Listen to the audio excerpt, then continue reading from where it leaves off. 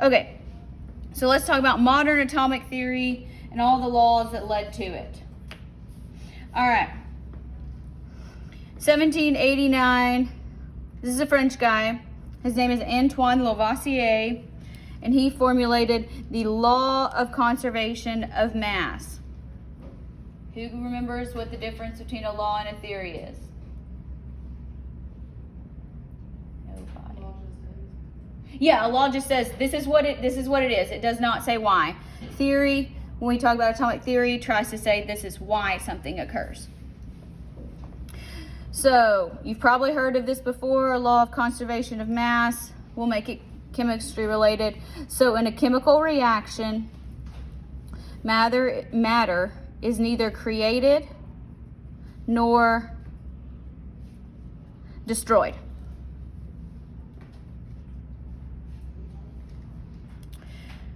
So, not much later, Joseph Proust, he was also French, came along and said, talking about compounds. A compound has more than one reaction, or one element in composing it. So he came up with what is called the law, just says what is, not why, that says all samples of a given compound, regardless of their source, so it doesn't matter where they come from or how they were prepared, have the same proportions of their constituent elements.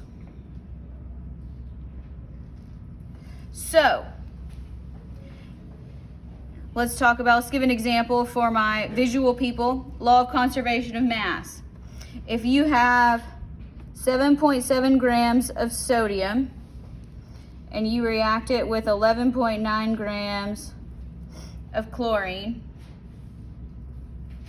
you're going to get 19.6 grams of sodium chloride.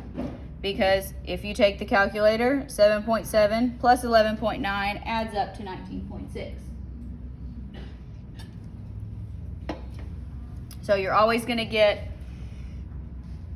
an equivalent mass on both sides of the equation. It may look different, but it will still be there. Now, on a given compound, if you take water and you run a current through it, which is similar to what they did on the microchip, you're always going to get hydrogen gas and you're going to get oxygen gas. And you'll always have twice as much hydrogen gas as you will oxygen gas, because water is H2O. So there's always two hydrogens, always one oxygen. So they're always in the same proportion. So it doesn't matter how many molecules of water you have, it's always going to essentially reduce down to the same fraction formula. We'll do more of that later. Turn the page.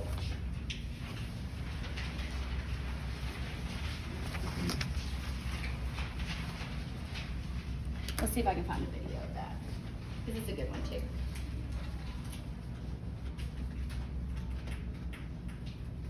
Electrolysis. Yeah, it's this guy.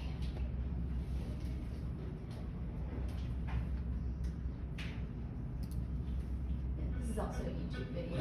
Let's watch an ad.